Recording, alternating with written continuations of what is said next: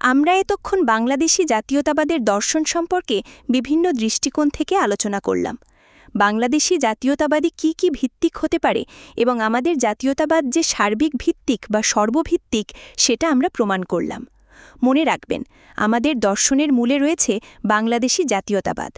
শোষণমুক্ত একটি সমাজ গড়ে তোলার স্বপ্ন দেখছি আমরা। যদিও এটি বড় শক্ত কাজ।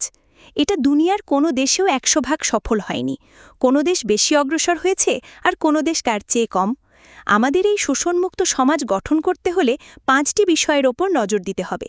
এই 5টি বিষয় বা চাহিদা হচ্ছে অন্ন, বস্ত্র, শিক্ষা, বাসস্থান এবং স্বাস্থ্য। এর মধ্যে সবচেয়ে বেশি প্রয়োজন খাদ্যের, কারণ খাদ্য না পেলে মানুষ বাঁচবে না।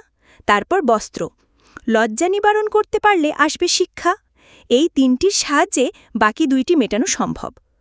শোষণমুক্ত সমাজ কায়েম করতে হলে বণ্টন ব্যবস্থা থাকতে হবে, যাকে আপনারা সুষম বণ্টন বলেন। কিন্তু উৎপাদন করতে না পারলে বণ্টন ব্যবস্থা কিভাবে হবে? এই শোষণমুক্ত সমাজে বণ্টন ব্যবস্থা শুধু বাংলাদেশি জাতীয়তাবাদের দর্শনের সহায়তা নেওয়া যেতে পারে। এই দর্শনের মধ্য দিয়ে স্বপ্নকে বাস্তবায়ন করার জন্যে জাতিকে ঐক্যবদ্ধ করতে হবে। এছাড়াও এর সাথে প্রয়োজন বাংলাদেশি জাতীয়তাবাদের 7টি ফ্যাক্টর, যে ফ্যাক্টরগুলির মধ্য দিয়ে দেশের সকল মানুষকে আপনাদের ঐক্যবদ্ধ করতে হবে।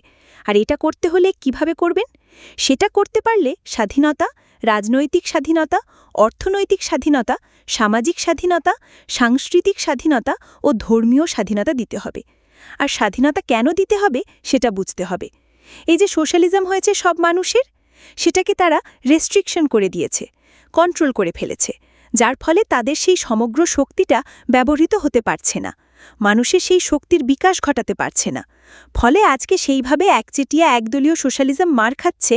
সায়েন্স টেকনোলজির জন্য প্রশ্ন দাঁড়াচ্ছে, যদি সায়েন্স ব্যবহার করা যায় অল্প সংখ্যক লোক দিয়ে, তাহলে সেখানে বেশি সংখ্যক লোক ব্যবহার করবেন কেন? বেশি কষ্ট করতে যাবেন কেন? আননেসেসারি রেজিমেন্টেশনের কি দরকার আছে? আমরা বহুদলীয় গণতন্ত্র করেছি। অনেকে অনেক রকম কথা বলছে, কিন্তু আমাদেরকে এই প্রক্রিয়ার মধ্য দিয়ে অগ্রসর হতেই হবে।